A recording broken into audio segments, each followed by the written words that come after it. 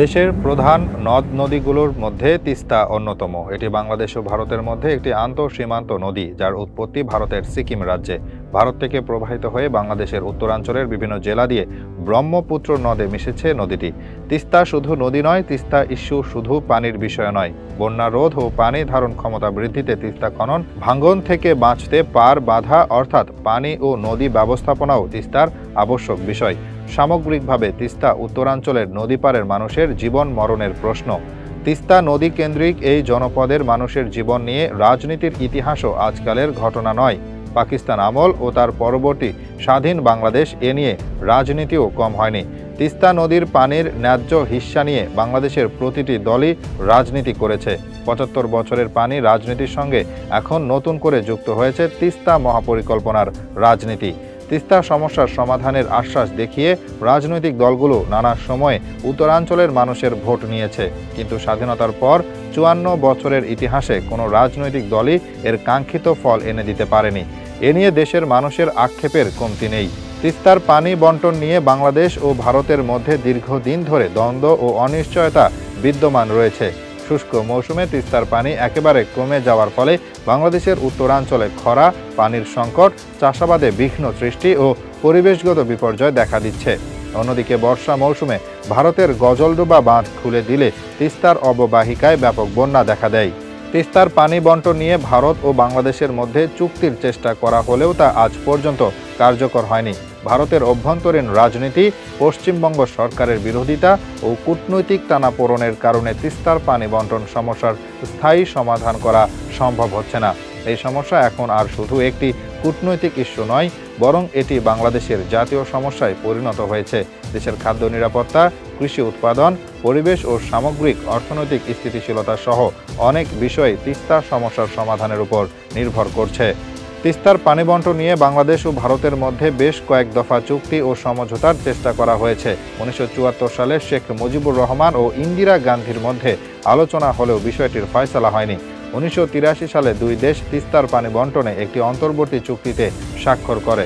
সেখানে সিদ্ধান্ত হয়েছিল তিস্তার পানির ৩৯% ভারত ও ৩৬% বাংলাদেশ পাবে, কিন্তু এই চুক্তিও কার্যকর হয়নি।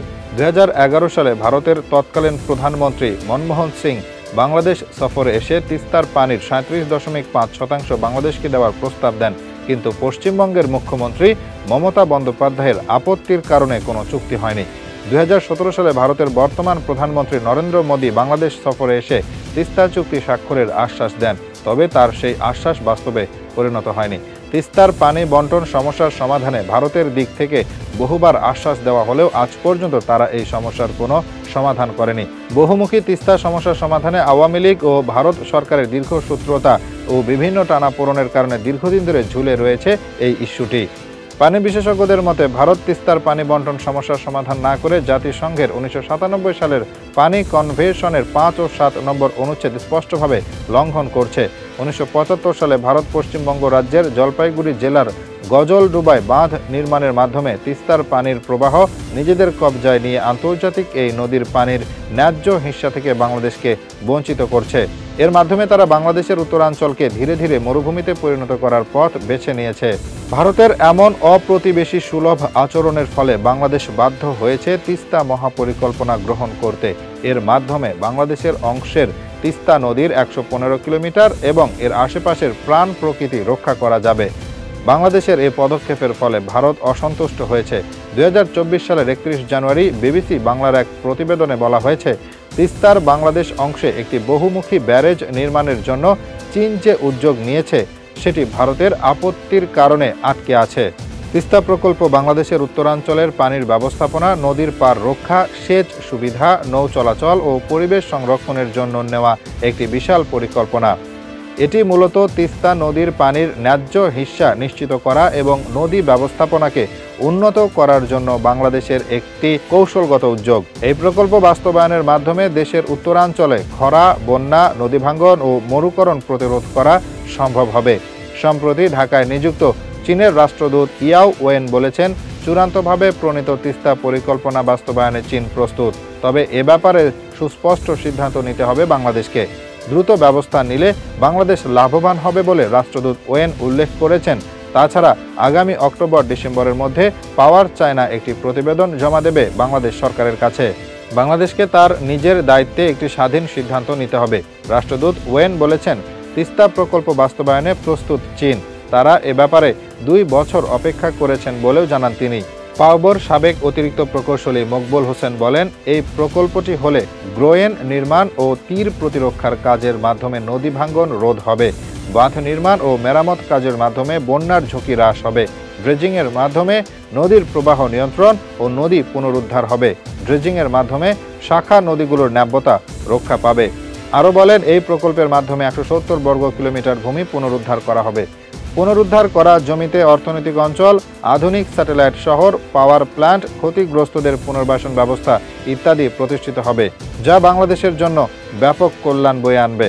অন্তর্বর্তী সরকারের প্রধান উপদেষ্টার দায়িত্ব নেওয়ার পর ডক্টর মোহাম্মদ ইউনূস প্রথম দ্বিপক্ষীয় সফরে মার্চের শেষ সপ্তাহে 4 দিনের জন্য চীনে যান। জলবিদ্যুৎ, বন্যা মোকাবেলা ও দুর্যোগ হ্রাস, নদী খনন এবং পানি সম্পদ উন্নয়নের মতো বিষয়ে পারস্পরিক সহযোগিতা জোরদারের বাংলাদেশ ও চীন একমত হওয়ার বিষয়টি যৌথ বিবৃতিতে আসে। তখন এ সফর নিয়ে ব্রিফিংয়ে প্রধান উপদেষ্টার হাই রিপ্রেজেন্টেটিভ খলিলুর রহমান বলেছিলেন, চীন তিস্তা প্রকল্প নিয়ে ইতিবাচক প্রতিক্রিয়া দেখিয়েছে। তিনি বলেন, প্রধান উপদেষ্টা চীনের সঙ্গে পানি সম্পদ নিয়ে দীর্ঘ, বিস্তৃত ও গভীর আলাপ করেছেন।